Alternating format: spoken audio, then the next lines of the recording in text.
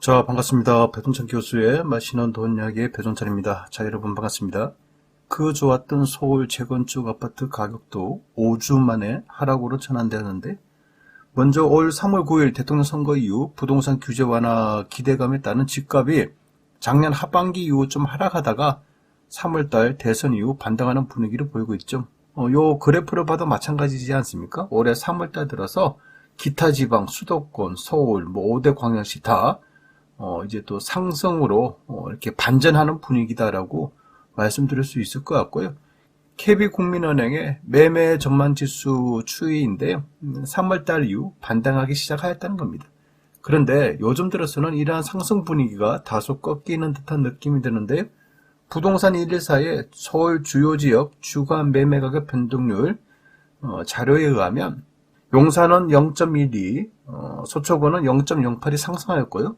강남은 마이너스 0.03, 노원구는 마이너스 0.06, 강북구는 마이너스 0.09, 강동구는 마이너스 0.11%를 기록하였다는 거예요. 여기서 용산의 0.12% 상승은 말 그대로 대통령 집무실 이전 기대감으로 상승하였다고 봐야 되겠죠. 이천동 현대아파트 같은 경우 대략적으로 약 5천만 원가량 상승하였는데, 서초구 아파트들도 대략적으로 2천만 원대에서 한 5천만 원까지 이렇게 상승한 거로 데이터는 나오고 있습니다. 그런데 강남구 아파트는 마이너스 0.03%를 기록하였다는 거죠. 이게 좀 특이점이라고 봐야 되겠죠. 강남구 아파트, 강남에 있는 재건축 아파트 이슈인데, 오히려 이제 주간 매매 가격 변동률로 보면 강남도 마이너스 0.03%를 기록하였다는 겁니다. 이는 재건축 규제 완화를 이제 시간을 두고 천천히 진행할 것이다. 특히 강남 3구에 대해서 이런 영향이 좀 컸다라고 말씀을 드릴 수가 있다는 겁니다. 그리고 노원구 마이너스 0.06, 강북구 마이너스 0.09, 강동구 마이너스 0.12%는요, 규제 완화의 속도 조절 및 다주택자 양도세 중과세 완화 정책에 기한 매물 증가로 인한 이제 하락이라고 봐야 되겠죠. 똑같이 재건축을 풀어준다라고 하더라도 이처럼 다주택자 양도소득세 중과세 완화 정책의 영향에 따라서 똘똘한 거 한 채냐 아니면 약간 덜 똑똑하냐, 요즘의 차이에 따라 가지고 어떤 거는 올라가고 어떤 거는 떨어진다, 이렇게 말씀을 드릴 수가 있다는 겁니다. 아무튼 서울 강남과 강동, 강북, 노원구 등등 하락 전환이 좀 심상치가 않은데요. 여기에 부동산 갈지자 행보에 서울 아파트 매수 심리가 일단 멈췄다는 겁니다. 5월 1일 한국부동산원 조사에 따르면 지난 25일 조사 기준 서울 아파트 매매 수급 지수는 90.5로 전주 91.4보다 소폭 하락하였다는 겁니다. 요 그래프로 봐도 대통령 선거 이후 이제 상승으로 전환됐다가 이제 끝부분에 이제 좀 꺾이는 듯한 소폭 하락했다는 거죠. 이처럼 부동산 시장이 수시로 바뀌어. 그래요. 3월 달에 상승했다가 또 4월 말쯤 데이터에 의하면 또 이렇게 꺾이는 거로 나왔는데요. 이처럼 무조건 오른다, 무조건 떨어진다가 아니라 부동산은 오를 때도 있고 떨어질 때도 있다라고 이렇게 말씀드려야 되겠죠. 아무튼 부동산 시장이 이처럼 바뀐 이유, 매수 심리가 이처럼 하락으로 다시 반전된 이유, 그 이유 첫 번째로 본다면 미국발 금리 인상이 되겠죠. 미국발 금리 인상이 우리나라처럼 0.25% 오를 그런 건 아닌 것 같고요. 한 번에 0.50, 즉 빅스텝이라고 그러죠. 빅스텝을 해서 올해 안으로 한 0.50씩 3번, 그러면 갑자기 1.5%가 올라가는 거 아닙니까?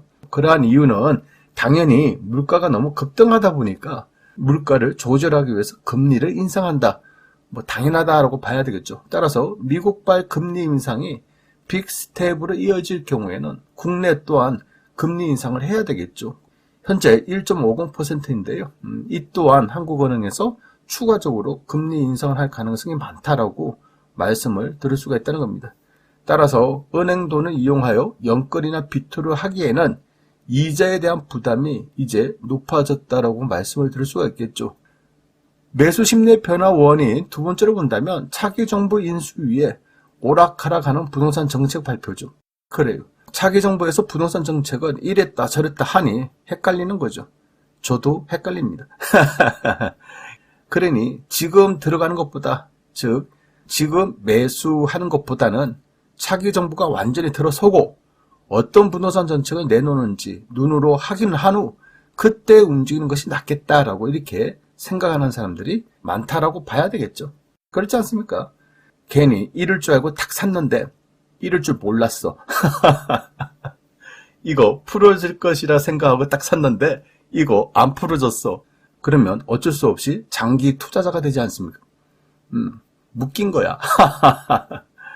그러니 이제 확실하게 풀어주는 거 확인을 하고 그때 들어가도 된다. 그래서 부동산 시장을 좀 관망하는 사람이 증가되었다라고 볼 수가 있겠죠. 그리고 세 번째로 본다면요.